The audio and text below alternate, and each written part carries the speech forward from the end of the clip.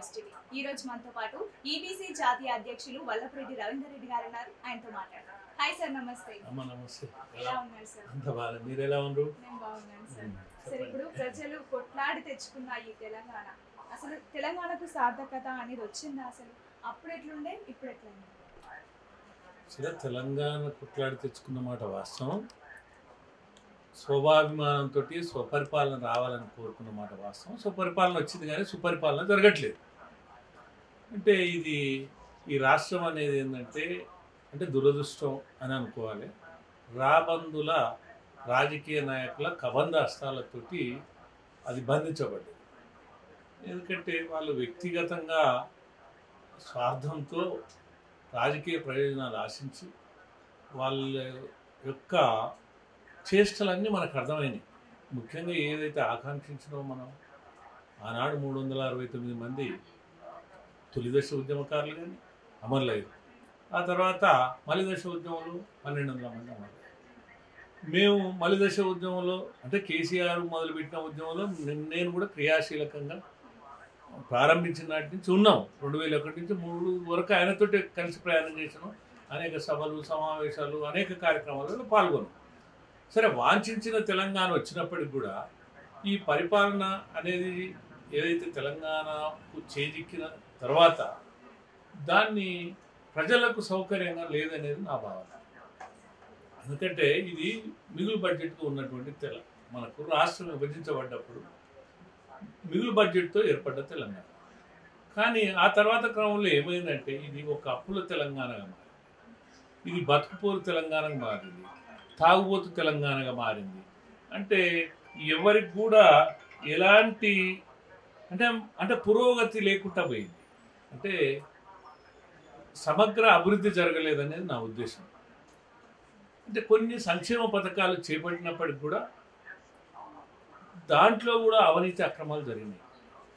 తర్వాత కుటుంబ పాలన జరిగింది, బంధుప్రీతి, తర్వాత అనేక విధాలుగా దోపిడీ, వీటన్నిటితోటి తెలంగాణ పురోగతి బదులు అధోగతి పాలైందనేది నా భావన. తర్వాత ముఖ్యంగా ఏ రాష్ట్రమైనా కానీ విద్య, వైద్యం ఉండాల్సినటువంటి అవసరం. ఆనాడు ఉమ్మడి రాష్ట్రంలో ఉన్నటువంటి ఫీజుల కంటే ఈనాడు 10 రెట్లు అయిపోయింది.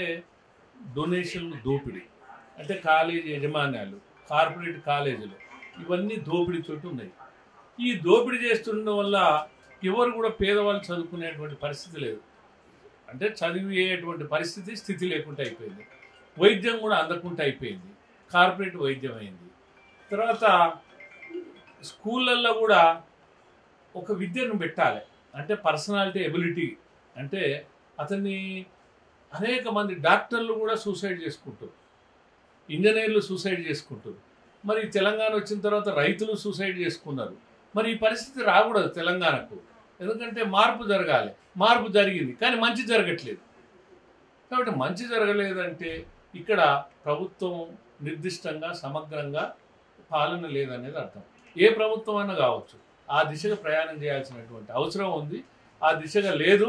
కాబట్టి కాంగ్రెస్ పార్టీ కావచ్చు, కాంగ్రెస్ పార్టీ కూడా గతంలో జరిగినటువంటి పొరపాట్లు ఏవైతున్నాయో వాటన్నిటిని గ్రహించి ఉచిత విద్య కొరకు, ఉచిత వైద్యం కొరకు, తర్వాత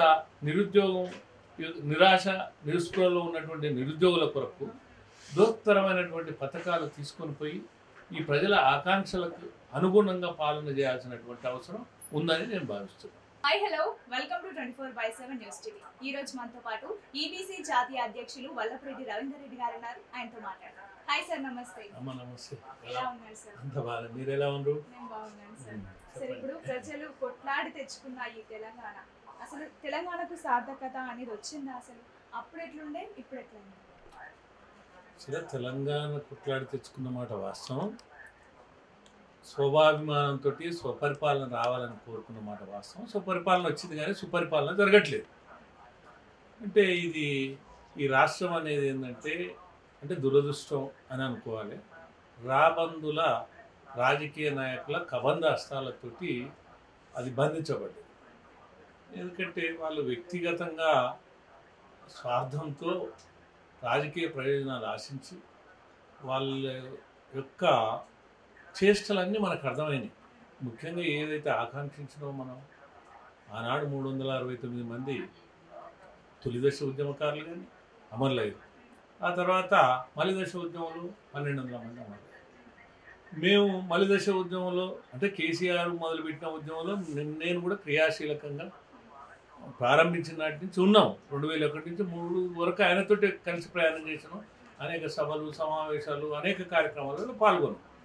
సరే, వాంఛించిన తెలంగాణ వచ్చినప్పటికి కూడా ఈ పరిపాలన అనేది ఏదైతే తెలంగాణకు చేజిక్కిన తర్వాత దాన్ని ప్రజలకు సౌకర్యంగా లేదనేది నా భావన. ఎందుకంటే ఇది మిగులు బడ్జెట్కు ఉన్నటువంటి మనకు రాష్ట్రం విభజించబడ్డప్పుడు మిగులు బడ్జెట్తో ఏర్పడ్డ తెలంగాణ. కానీ ఆ తర్వాత క్రమంలో ఏమైందంటే ఇది ఒక అప్పుల తెలంగాణగా మారింది, ఇది బతుకుపోరు తెలంగాణగా మారింది, తాగుబోతు తెలంగాణగా మారింది. అంటే ఎవరికి కూడా ఎలాంటి అంటే పురోగతి లేకుండా పోయింది.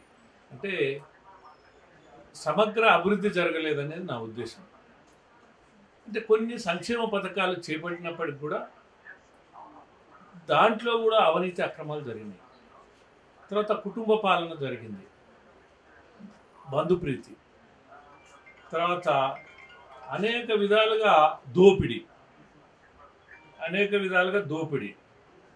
వీటన్నిటితోటి తెలంగాణ పురోగతి బదులు అధోగతి పాలైందనేది నా భావన. తర్వాత ముఖ్యంగా ఏ రాష్ట్రమైనా కానీ విద్య, వైద్యం ఉండాల్సినటువంటి అవసరం.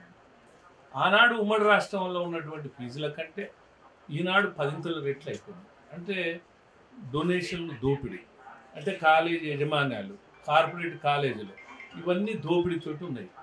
ఈ దోపిడీ చేస్తుండడం వల్ల ఎవరు కూడా పేదవాళ్ళు చదువుకునేటువంటి పరిస్థితి లేదు. అంటే చదివేటువంటి స్థితి లేకుండా అయిపోయింది. వైద్యం కూడా అందకుండా అయిపోయింది, కార్పొరేట్ వైద్యం అయింది.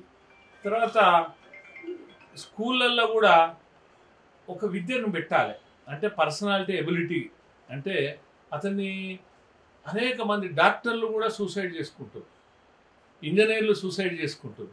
మరి తెలంగాణ వచ్చిన తర్వాత రైతులు సూసైడ్ చేసుకున్నారు. మరి ఈ పరిస్థితి రాకూడదు తెలంగాణకు. ఎందుకంటే మార్పు జరగాలి, మార్పు జరిగింది కానీ మంచి జరగట్లేదు.